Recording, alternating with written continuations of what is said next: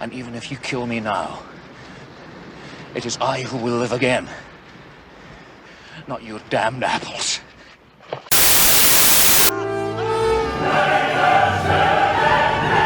has been said that social implications had only warfare concealed.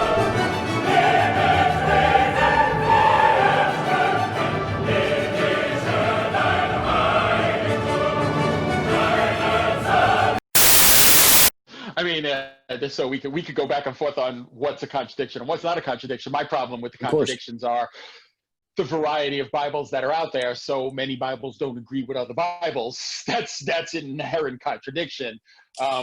So which Bibles are you referring to? King James, modern Christian, Torah with modern Christian and King James. I mean, there's a variety of different Bibles that are written. And my personal favorite is, and I know you're not Roman Catholic, but my personal favorite Roman Catholic version of that is, you're too dumb to understand. You have to be a priest. You know, we know better, so shut up. And even though it doesn't make any sense, we're telling you and you have to listen, which always goes over well with humanity when you say things like that. But so I get your faith and why you believe in it. And you moved from college, you moved into this, and you started Hellenic Christendom, which I'm assuming is your way of tying in Greek philosophy with Christianity. Yes, absolutely. Isn't that almost oxymoronic, since they had a polytheistic society and we're living in a monotheistic society? Yeah, well, it's interesting. As a matter of fact, Tertullian famously said, "What does Athens have to do with Jerusalem? What does philosophy have to do with theology?" And that's a typical attitude you might find in even some Bible colleges as well. But for me, when I said Hellenistic Christendom, it necessarily highlights the complementary history that takes place between the two. So, for example, if you look at the come up of Greek philosophy, we see they're turning away from Greek mythology, believing that the mountains were carved because the gods would drip blood, or they would drip gold onto the landscapes, and that's how the mountains were created. Well, then we see philosophers start to develop natural philosophy and trying to understand the world a little bit better. Meanwhile, on another side of the world, we see the development of Christianity taking place, really Judaism. We get into the book of Malachi and the 400-year silence, and we see the advent of Jesus Christ.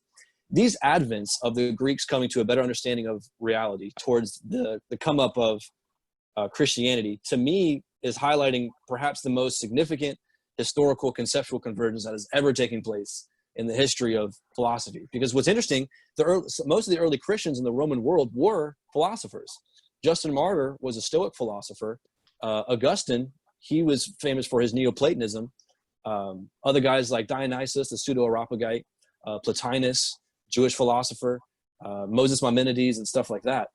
We just start to see a unique development between Greek philosophy and Christianity take place. In that, one of my favorite quotes from Augustine is, "Whatever has been said rightly or truthfully belongs to us Christians, in the knowledge that those who possess it unlawfully."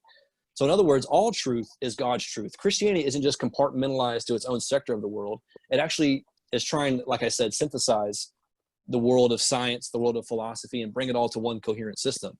So for me, if you're being a Christian or a religious believer of any kind of sort, and you're just believing things to be nice or to feel better about your existential situation, it's really just a waste, I think. My thoughts is my fear of death, for example. You're in your 50s, I think, right? I'm 25. Yes. I know that I'm going to get there in no time. There's going to come a day where I'm going to have that day of reckoning where I'm going to look back and be like, dang, what has my life culminated to? And I'm the kind of person that likes to take that mindset seriously. And if I'm just dabbling in nice spiritual things, I don't know, it's just a waste of time to me, I feel like. So, yeah. So, I mean, you don't find that to be massively not only egotistic, but narcissistic to say that all truths lie within. So whatever truths you come up with means they're mine because I am Christian and you may not be? No, not necessarily, because that's somewhat a Platonic claim, right? The truth is kind of within you, and it just needs to be brought out, right? Do you really believe that? No, I don't. Good. No, there is. Good. There's a certain sense in which it is true, but I'm pertaining this to what John Calvin called the sensus divinitatis, or the sense of the divine, where man has at least a vague or general knowledge or awareness, conscious awareness of God and that he exists. But this vague awareness is more like, I think I told you last week, is like a vague philosophical concept where if we just had a conversation talking about principles of knowledge and being, we can come to a knowledge of a ground of existence or a necessary being. So I believe that independent of my religious worldview. Now, the question for me is where does that take me? Right. And so does that, I guess I'll stop there, but does that make sense? Yeah, it does make sense. And that's the point of it, is where does it take? My whole problem with the premise of specifically organized religion and some of the writings is that it is narcissistic. It is absolutely 100% narcissistic. There has to be something more for me. I have to, as billions and billions of planets and stars and what, but I as a human being means that God created me in his image. I mean, if that isn't narcissistic, I don't know what is. I see what you're saying. And the concept that, well, I have to exist beyond this realm. When I drop dead, I don't just become worm food. I have to be more than this. That is, I mean, there's an inherent narcissism in there that's almost scary. I see what you're saying.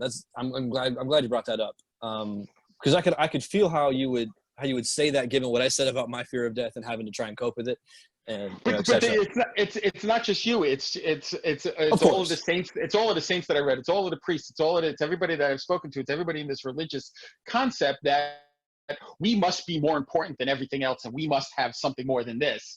And it's based in this just inherent solipsistic view that I have to be more than just me. I have to just be, so when I pass, and as physics tells us, energy never, ends, it continues on in some other form.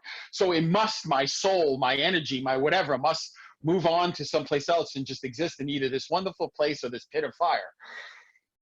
So I think that mindset is actually good to have in a philosophical sphere, because it attests to man's constant itch to want to go beyond himself. Like, we're the only animals that can have that mode of self-reflection, right? Now, once you take that same egotistical attitude and go to religion, you notice that it takes on a whole other attitude. So in the sense that, yes, you are concerned in the equation, but that is posterior to the knowledge that you come to of God. And really, he's the first principle of all things. There is something in it for you, but that's only posterior to the fact. So I think for me, it pertains to, for example, St. Anselm was a Benedictine monk. He wrote a book called the Proslogion. And in there, he has a prayer where he talks about, what are you seeking? Do you want to get drunk? Then come get drunk off the knowledge of the Lord. Do you want sex? Come have the pleasure of loving God. And he talks about all these different things in the world that you can have pleasures for and how they can be reoriented. So that's what I'm saying. We're in the world of philosophy. We can have a heightened sense that, okay, there's something more than me, but then religion tells us it's not all about me. That's all I would say. It's funny. It's as you were saying that, you basically highlighted my biggest problem with religion. Absolutely. My biggest problem with religion is the concept that you are only a servant to the Lord, that you do not have free will, that you must serve the Lord, and that you have given that power to a select group of people who claim to be speaking on behalf of the Lord. And that has created a variety of human tragedies, going back to fighting in the Greeks when they decided to, which Poseidon was better than Hades. It's so it is this constant concept of, charismatic born-agains who are milking people for their last penny to keep their satellite dishes floating. It has always been my problem that when you remove that free will from a human being, when you remove that responsibility, you place it on God. God has my destiny. God's got a path. You are creating a lot of problems, and you're putting a lot of power in the hands of a group of people who, by the book's words, are fallible. This is literally, I mean, if you read that book, we're all pretty fallible. So here's this group of human beings who now can claim that they are speaking on behalf of the almighty powerful, and you owe them because they speak on his behalf. That's a scary amount of power to give to a group of people. Scary amount of power. You're right. And it's I'm going to highlight an interesting difference, I think, between the two of us. because I can tell you have a kind of Catholic sort of approach to the church and religion. So me being a Protestant, I've kind of been able to separate the faith from the church. So I'm curious to look at what are the ideas internal within this religion, so to speak. And there's a sense in which, yeah, my Protestantism is very independent of what's going on in the Catholic tradition, where, yeah, Protestants can kind of be on their own little island at times. I get that impression.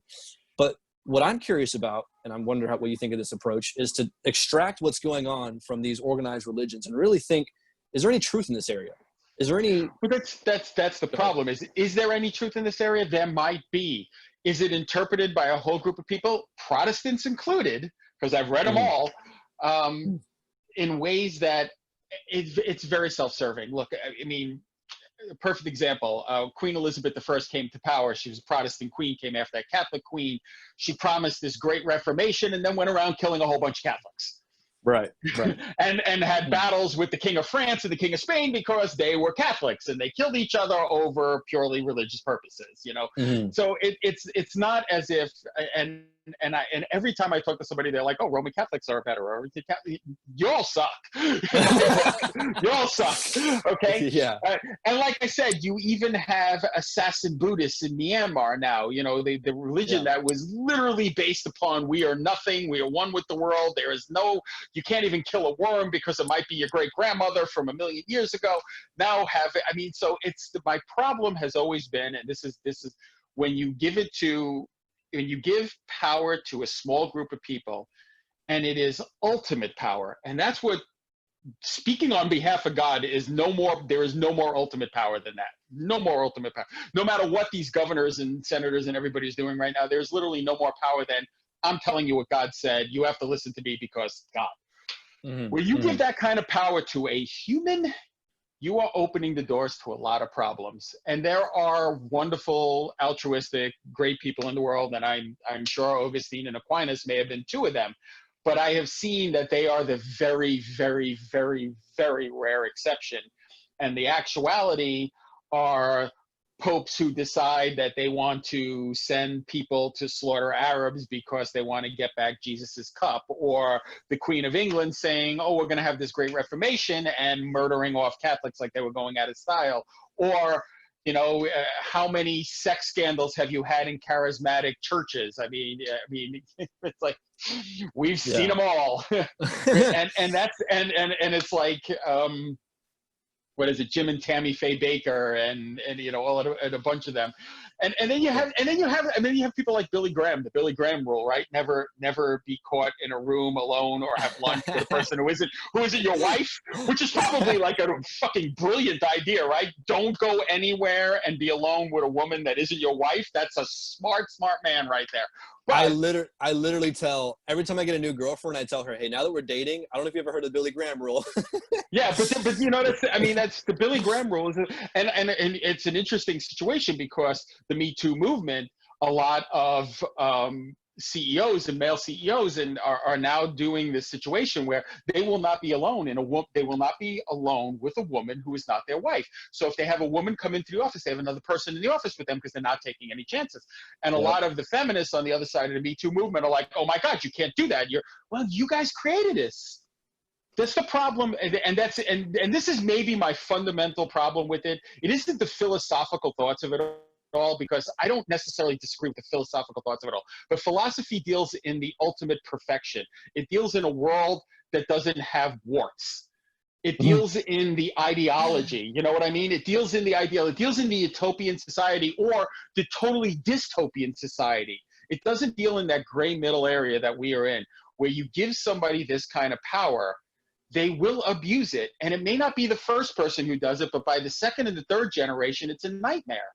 You know, Conrad Hilton created a great empire of hotels that were wonderful for people, and his granddaughter, Paris Hilton, has made a mockery of it. When you get down those levels, that's what happens. When you don't earn the power, when it's handed to you, you will piss on it.